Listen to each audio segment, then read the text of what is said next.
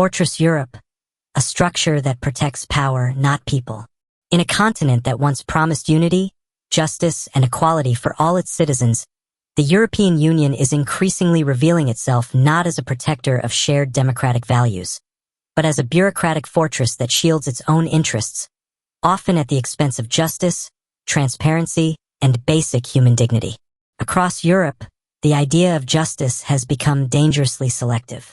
For the wealthy, the connected, and the politically useful, justice is not only accessible, it is tailored. But for the average citizen, the marginalized, the migrant, the whistleblower, or anyone who dares to question the establishment, justice is a privilege dangled like a carrot, rarely delivered, and often denied. A system built on exceptions. Despite its well-polished rhetoric, the EU's legal and institutional framework frequently functions more as a shield for elites than a system of accountability.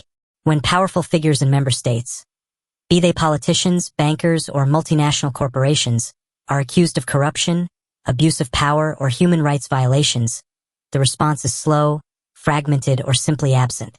Meanwhile, dissenting voices, journalists, and grassroots activists who expose these injustices often face swift and brutal retaliation, with little recourse. The mechanisms designed to uphold the rule of law, such as the European Court of Justice or the European Anti-Fraud Office, OLAF, are often hamstrung by political influence, intergovernmental lobbying, and a reluctance to confront key member states. Hungary and Poland, for example, have systematically dismantled judicial independence and press freedom, yet the EU's response has been tepid at best, more PR than principle. Fortress Europe, borders for the poor, passes for the rich. Perhaps nowhere is the hypocrisy more glaring than in the EU's handling of migration and asylum. Refugees fleeing war, poverty, and climate disaster are met with barbed wire, pushbacks, and detention camps on the EU's periphery.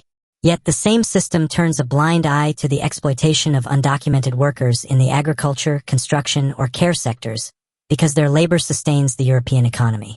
At the same time, billionaires with golden visas and corporate interests that drain public resources through tax havens in Luxembourg, Ireland, or the Netherlands are welcomed with open arms. This is not a union of equality. It is a gated community, meticulously engineered to preserve privilege and project an illusion of unity while cracks deepen under the surface. Justice for whom? Whistleblowers like Julian Assange, Carola Rackett, and many lesser-known names across the EU have been criminalized for defending truth and life. Meanwhile, those responsible for environmental destruction, corporate fraud, or government cover-ups continue to operate with impunity. The message is clear. Speak up and you'll be punished. Play along and you'll be protected. Justice in the EU has become a currency traded among the powerful, not a right guaranteed to the people. National and EU-level institutions alike often fail to provide real remedies for violations of rights, especially when those violations are carried out by the state or large corporate actors. The European Ombudsman has repeatedly flagged institutional failures within the European Commission itself, but these warnings are routinely ignored. Call for radical reform. The European Union cannot survive on hypocrisy. If it wishes to regain trust, it must dismantle its elitist architecture and return to its foundational values: dignity, democracy, and justice for all.